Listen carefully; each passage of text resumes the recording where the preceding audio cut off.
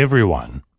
Welcome to our course, Green Economy from China's Stories. Have you imagined before that what it would be like if there were no humans on the earth? Or what the earth would be without humans? Please watch a video. What would happen to the earth without humans? 下面让我们一起进入到地球无人模式。人类消失后的几个小时，全世界各个地方的灯都会熄灭，因为大多数的电都由火力发电提供。如果没有人控制的话，火力发电的燃料很快就会烧尽。人类消失1个月后，核电站所有的冷却水都会被蒸发殆尽，引发核爆炸。数以百万计的动物会因为癌症而死去，但最终地球会从核污染中慢慢复原。人类消失25年后，道路和广场都会被植被重新覆盖，有了植被也会有各种动物，它们进入城市就像进入自己的家园，占领之前被人类占领的城市。没有人类，空气会变得无比洁净，一些城市的能见度会扩大好几倍。人类耕作的植物全部消失，如胡萝卜、西兰花、卷心菜等，它们将退化成我们不认识的野生祖先的模样。至于人类所建的房子，玻璃框架结构的将是最先倒塌的，估计50年内就会完全消失。人类消失500年后，所有的现代人造建筑物都会消失，大自然将再次主宰地球。人类消失1万年后，人类曾经存在的证据已经所剩无几，1亿年后都将不复存在。我们的地球成了一个无比稳定的系统，慢慢地将我们创造的垃圾自我清除。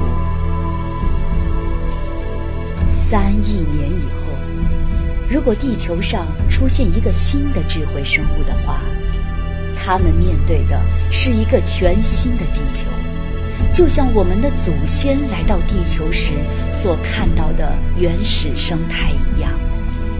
他们甚至不会意识到地球上曾经有人类文明。 Man and nature depend on each other, building together a community of mountains, waters, forests, croplands, lakes, vegetation, and lives.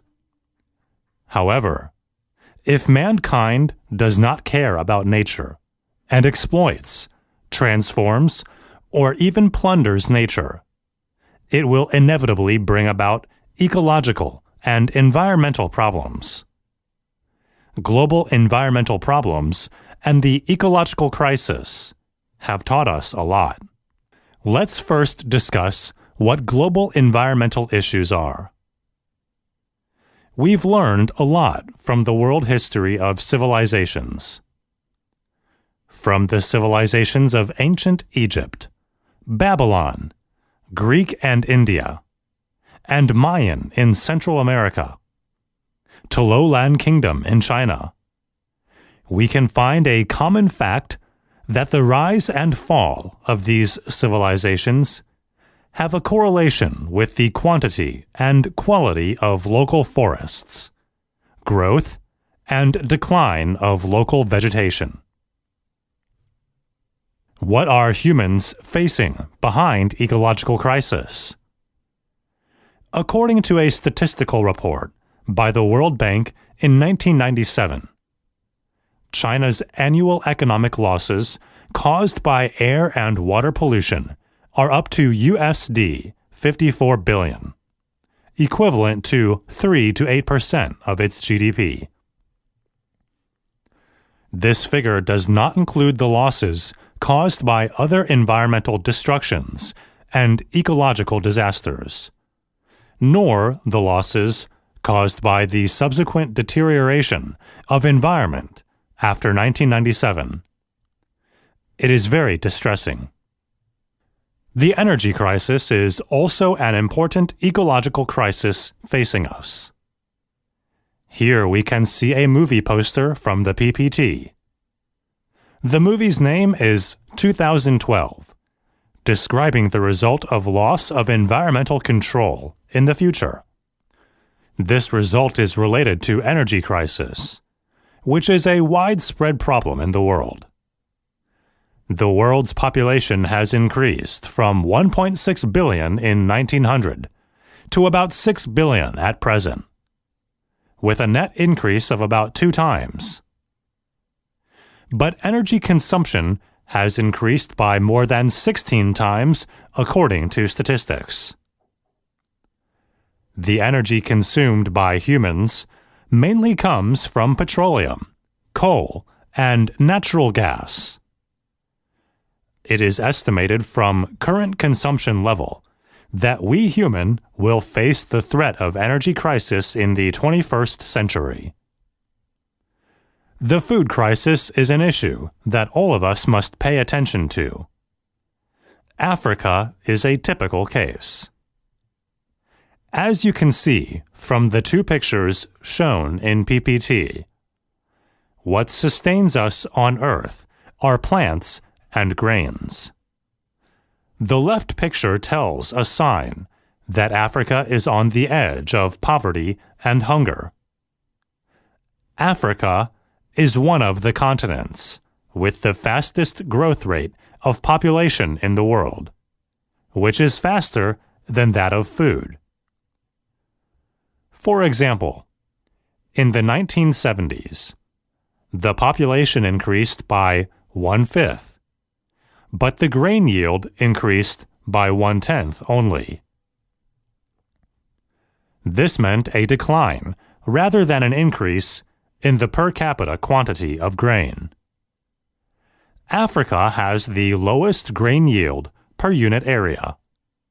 Moreover, frequent natural disasters result in tremendous deaths of human and animals. So, Africa is a region severely hit by food crisis. Everyone knows water, and we cannot live without water. The theme of World Environment Day 2003, water, 2 billion people are dying for it, indicates that 2 billion people living on this planet do not have an adequate and safe supply of drinking water. In the Third World, water pollution brings about diseases. 25,000 people die of diseases per day. It is so dreadful. And more than that, every day there are 6,000 children suffering from wastewater damage. Here, the right picture tells us how invaluable the water is. Now we can come to some conclusions. After a summary and analysis of the problems we just mentioned before. Firstly, environment is not an issue of one country or one region, but an issue of the whole world. To cooperate in the environmental governance, some insights can be obtained from Xi Jinping's thoughts on the ecological progress and the community of a shared future for mankind.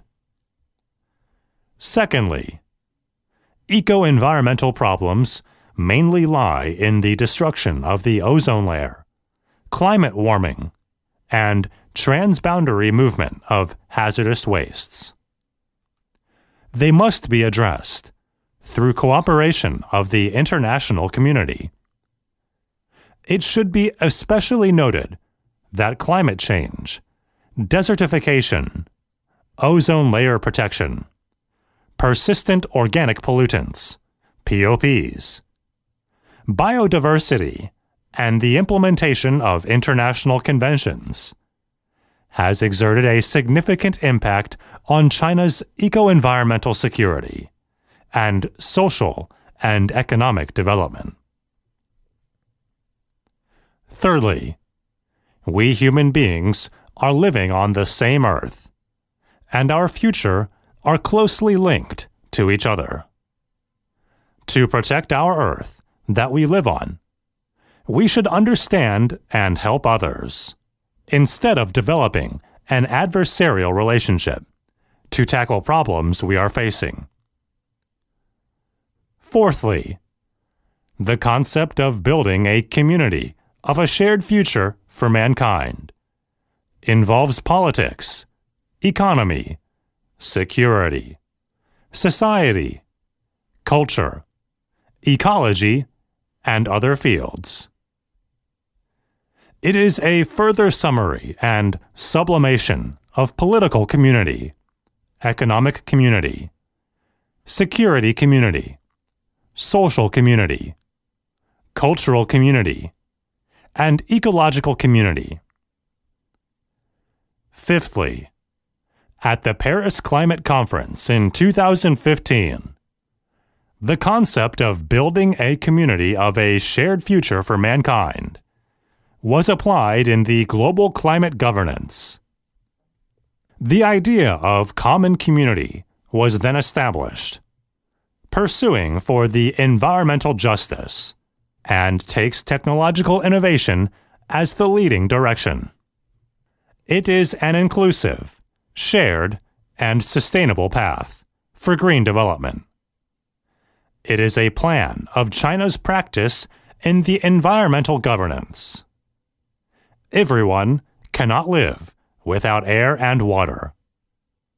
A good ecological environment is the basic guarantee for us to survive, and the most accessible welfare for us to have. Now, let's watch the video. 近年来，湖南认真贯彻习近平生态文明思想，落实绿水青山就是金山银山理念，不负守护好一江碧水的殷殷嘱托。依托长株潭国家自主创新示范区和两型社会试验区、郴州国家可持续发展议程创新示范区等重要平台，大力发展战略性新兴产业和高新技术产业，加快传统产业绿色改造，坚决淘汰落后产能，大力实施湘江保护和治理3个3年行动计划，洞庭湖水环境综合治理，连续3年发起污染防治夏季攻势，让长江岸线成为最美岸线，让洞庭湖区成为大美湖区的目标正在逐步成为现实。地球是浩瀚宇宙的小村庄，要发挥亚太绿色低碳发展高峰论坛等平台作用，进一步凝聚共识，共享技术，共同保护建设好绿色家园。生态环境部副部长庄国泰说，湖南省低碳发展效果明显，氛围浓厚，后劲不断增强。作为负责任的发展中大国，中国始终坚持把绿色作为“一带一路”的底色。未来，我们将积极履行应对气候变化巴黎协定，与各方携手共筑美好未来。博鳌亚洲论坛理事长、联合国原秘书长潘基文，中国气候变化事务特别代表、清华大学气候变化与可持续发展研究院院长谢振华，远大科技集团总裁张悦做主旨演讲，副省长陈文浩主持开幕式。论坛期间还将举办南南合作、协同效应、清洁能源、低碳技术与产业转型、无废城市、建筑革命等专题平行分会。开幕式前，许达哲还会见了来湘参会的嘉宾代表。Thank you.